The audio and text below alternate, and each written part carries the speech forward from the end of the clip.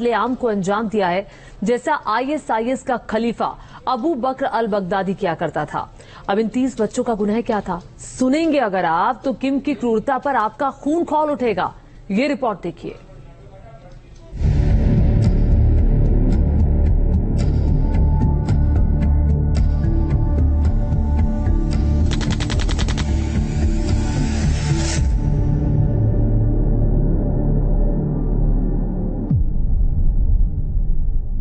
Kim Jong में Baghdadi की आत्मा आने का सच।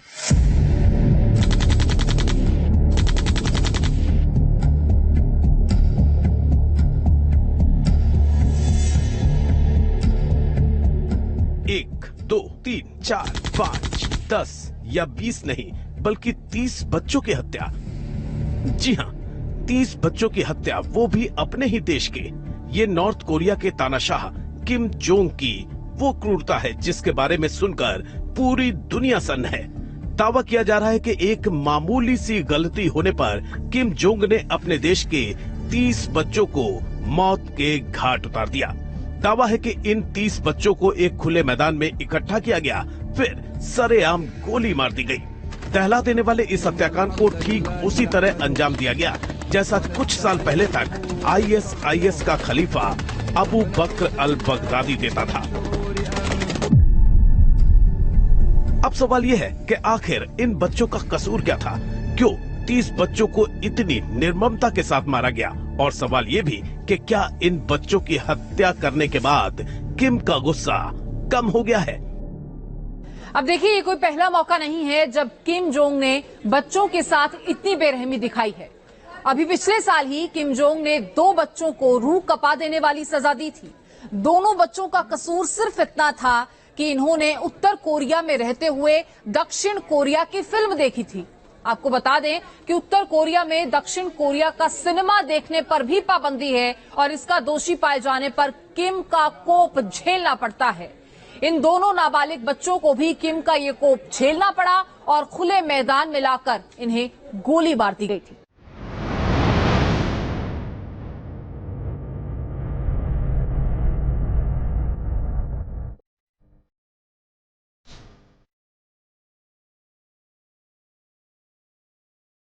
इस बच्चों के कत्लेआम का मामला भी ठीक इससे मिलता जुलता है।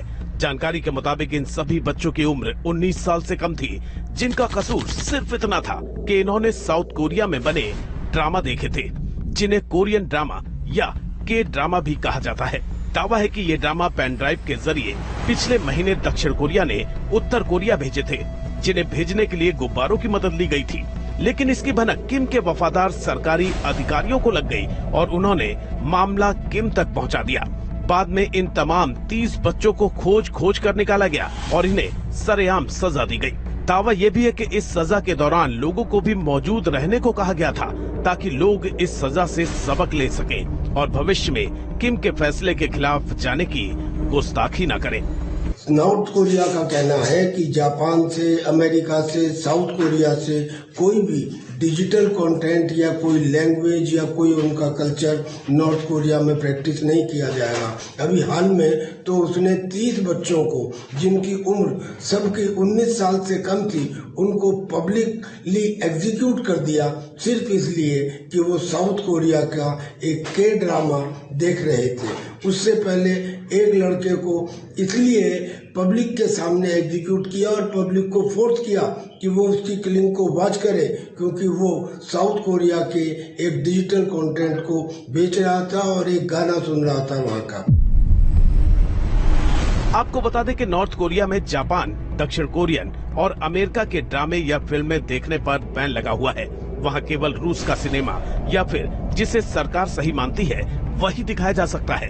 तानाशाह किम जोंग की सरकार ने दिसंबर 2020 में इसको लेकर एक एक्ट लागू किया था, जिसके तहत अगर कोई प्रतिबंधित देशों का सिनेमा देखते पाया जाता है तो इसके लिए कम से कम 15 साल की सजा और ज्यादा से ज्यादा मौत की सजा हो सकती है। बताते हैं कि किम का ये फरमान सिर्फ विदेशी सिनेमा तक सीमित नहीं है, बल्कि विदेशी किताबें, गाने और तस्वीरें भी इसके दायरे में आती हैं। बता दें कि पिछले महीने भी विदेशी साहित्य पढ़ने की वजह से 17 साल के 30 नाबालिगों को आजीवन कारावास की सजा सुनाई गई थी।